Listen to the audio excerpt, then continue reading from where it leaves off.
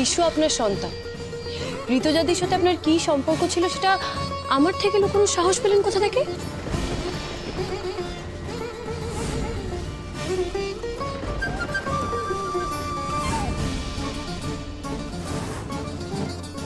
আমার আর আপনার situation same নয় ডালি। আপনি আমি বুঝতে পারছি না আপনি হঠাৎ সৌরভকে নিয়ে এত প্রশ্ন করছেন কেন? কই আমি তো ঋতুজাদির ব্যাপারে এত কিছু জানতে চাইনি, এত প্রশ্ন করিনি। সবটা জেনেও আমি চুপ করে হজম করেছি। আমি তো আপনাকে হজম করতে বলিনি। বলুন না আপনি কি জানতে চান। আমি তো আছি, জবাব দেবো আপনাকে, বলুন। আমার যা জানা ছিল জানা হয়ে গেছে, তাই আমি রিকোয়েস্ট করছি।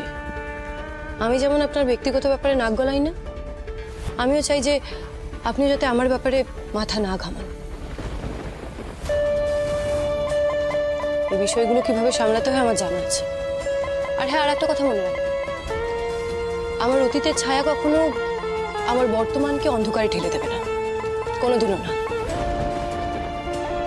কারণ আমার অতীত জলের মতো পরিষ্কার, লুকোচুরির কিচ্ছু নেই এতে।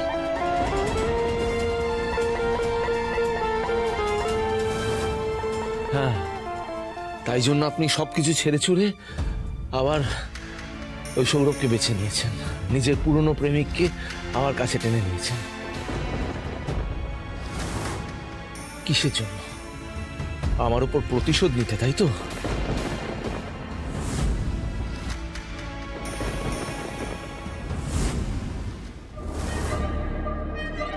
এইভাবেই তোমাদের আমি কাছাকাছি আসতে আর দেব না ডালি। তোমার আর দাদার মাঝে যে ভুল বোঝাবুঝির প্রাচীরটা গড়ে উঠেছে সেটা দিনে দিনে আরো মজবুত করব আমি। এত প্রশ্ন না করে চুপচাপ ওষুধটা খেয়ে নিন দেখি। দেখি খাবো না আমি ওষুধ, খাবো না আমি। আমার কথা আপনাকে ভাবতে হবে না। আমি মরি বাঁচি, আমার জ্বর হোক জ্বালা হোক, হোয়াট এভার ইট ইজ, আপনাকে ভাবতে হবে না। যান যান যান যান যান যান, গিয়ে ওই ওই সৌরভের সাথে কথা বলুন, গিয়ে ফোনে ওয়েট করছে আপনার, অপেক্ষা করছে আপনার অধীর আগ্রহে। যান যান প্লিজ।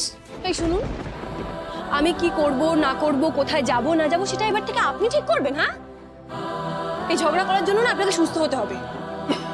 ডাক্তার যখন আমার উপর, তখন আমার উপর বের করুন, ওষুধের উপর কেন বের করছে? আস্তে। আচ্ছা, এই ঝামেলাটা তোলা রইলো, আপনি আগে ওষুধ খেয়ে নিন, নাহলে কিন্তু জ্বর কমবে না। দেখি এদিকে ঘুরুন, এই নিন ওষুধটা খেয়ে। আমাকে ইগনোর করে কেন নিজেকে কষ্ট দিচ্ছেন আর আমাকেও কষ্ট দিচ্ছেন?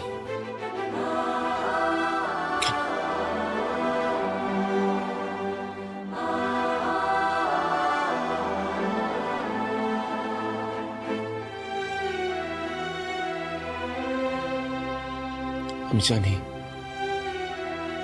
আপনি সৌরভকে নয় আমাকে ভালোবাসেন।